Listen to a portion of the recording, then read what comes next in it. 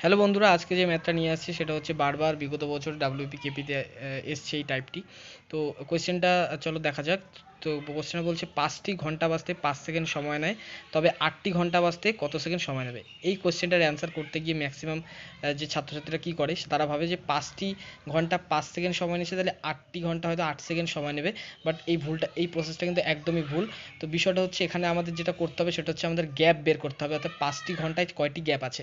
তো এখানে দেখতে হবে 5টি ঘন্টা অর্থাৎ 5 - 1 অর্থাৎ 4, অর্থাৎ 4টি গ্যাপ রয়েছে।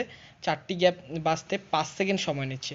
তাহলে 8টি ঘন্টা বলছে, তাহলে 8টি ঘন্টা মানে 7টি গ্যাপ, অর্থাৎ 4টি গ্যাপ বাঁচতে যদি 5 সেকেন্ড সময় নেয়, তাহলে 7টি গ্যাপ বাঁচতে কত সেকেন্ড সময় নেবে? তো এটার অ্যান্সার ক্যালকুলেশন করে দেখবে, এটা আসবে হচ্ছে 8 পূর্ণ 3-4, এটাই হচ্ছে এত সেকেন্ড। তো এটাই হচ্ছে অ্যান্সার। ধন্যবাদ, লাইক কমেন্ট শেয়ার করে দিও।